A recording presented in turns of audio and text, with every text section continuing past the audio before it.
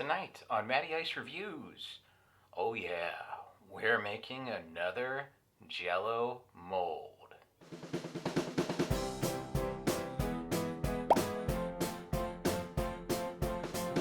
Hey guys, and yes, as I said in my intro, we will be making another Jello mold.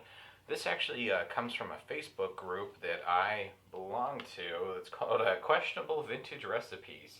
And I saw this one, and I commented that I've done Jello molds before. I put a picture of the video that's up that I did before. We did like creamy chicken. We did the Under the Sea one. Sarah made a raspberry gelatin, and I made pepperoni pizza gelatin. Well, I saw this one, and I thought it sounded kind of unusual. Now, I'll put a picture of the recipe up from the group. This is called Surprise Aspic Salad. Yikes.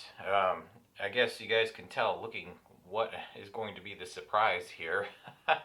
Surprise! Tomatoes and Worcestershire sauce. Basically, there's not much here. It says add Jello to 1 cup of boiling water. Soften gelatin in a little cold water. Add remaining ingredients to raspberry Jello, concluding with gelatin.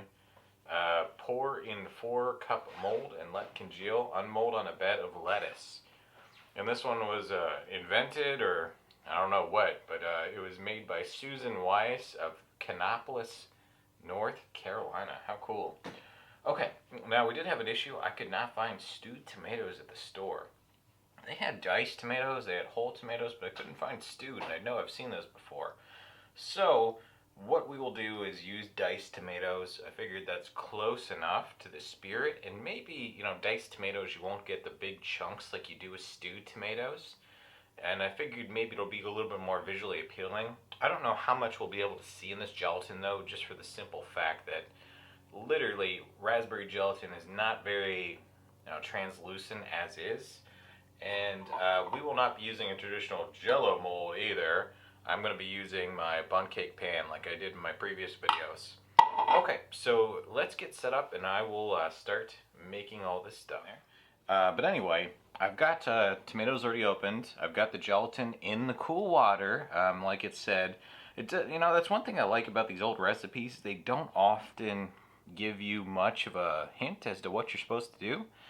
Like for Knox gelatin, I've never used this stuff before. It comes in a little pouch if you've never seen it. You get 4 of these in that little box. And then they even have a cool little recipe on the back for making Knox juice blocks. And it says it makes 9 dozen. That's pretty big. So you make all this and then you put this in here, but it just says a little cold water. I don't know how much a little is. I just put some in there and dumped it in and mixed it in. And then let it sit, and it's kind of dissolved in, so. Okay, let's just, go for it. As I said, here's the gelatin that I have, my raspberry gelatin. And the recipe says to do Jello to 1 cup boiling water. But I believe since this is like a double pack, I'm going to have to do like 2 cups of boiling water. So I'm just going to go 2 cups of boiling water on this because I'm using more Jello than they probably intended. They didn't unfortunately have the small raspberry gelatins at the store. Let's back you guys up a little bit so you get a nice bird's eye view and with all this goodness going on. Okay, and then I got my boiling water right here. It just came off. Ooh, dang, that is hot.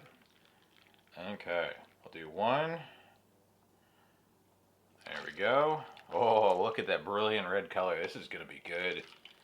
I think the red in the raspberry gelatin and the red in the tomatoes will definitely play off of each other.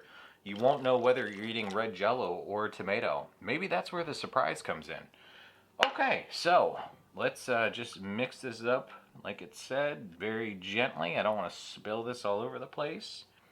Okay, so let's set this aside. I'll put that right there for now.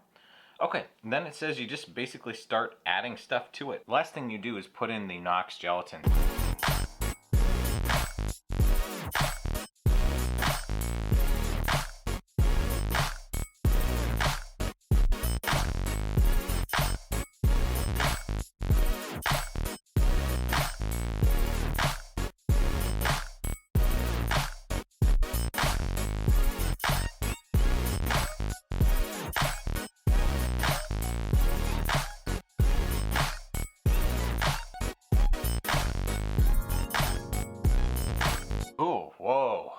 boy, does that have a scent, guys. Oh, ladies, gentlemen, when you are mixing this together, oh boy, let me tell you. And last but not least, our Knox gelatin, which has actually started to set up a little bit, so let's get it in here.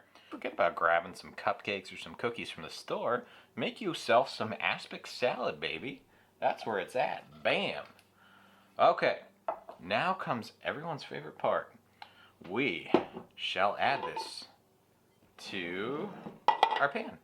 And yes, I have, there's a little drip from when I put the spatula in there, but I did pre-grease this because I learned that lesson last time I made Jello molds. You gotta pre-grease them, baby. Alright, now hopefully I don't make too big of a mess. I'm just gonna go for it.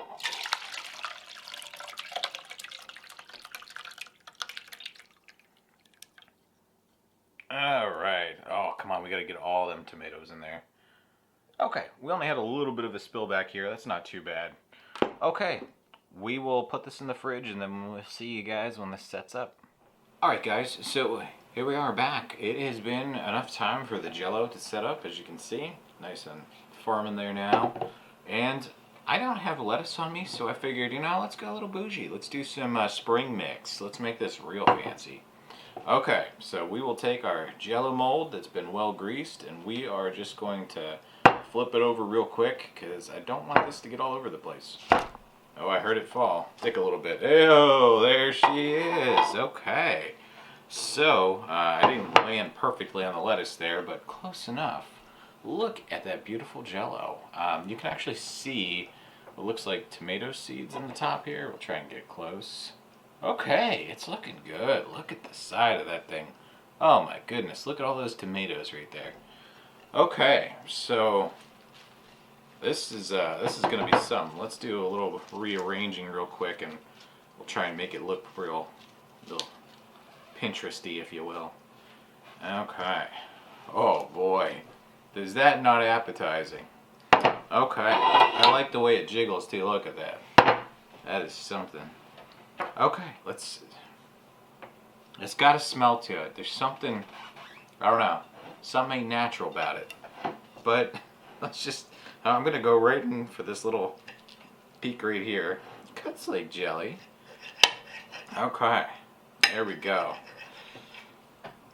Let's get our fork out and I want to try and like preserve this so I can show you guys what the inside looks like, because it came out, you know, like jelly. There you go.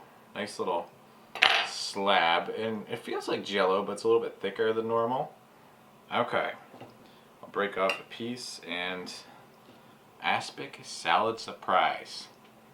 Oh, it's got a smell.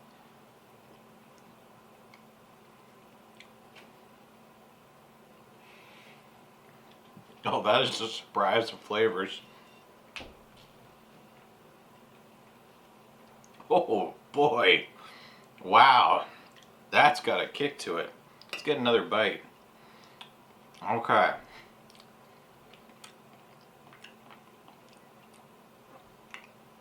Oh man, woo!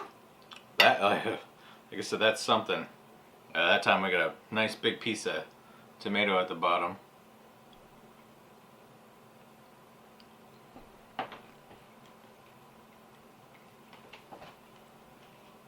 Oh, that is hard. That's hard to keep down. So, by itself, the Jello portion, not bad. I can't really taste any of the ingredients I put in there, besides raspberry and a little bit of lemon. When you hit a tomato, though, it gets a little bit harder to keep down because you can taste the tomato, and it's not a good texture. It's smushy, and you know, you can get the tomato skin on there. I don't know. And the tomato seeds don't help either. Those are also kind of off-putting, if you will. Alright guys, so that is surprise Aspic salad. It certainly is a surprise in your mouth when you take a bite. So good. I can't stop eating it.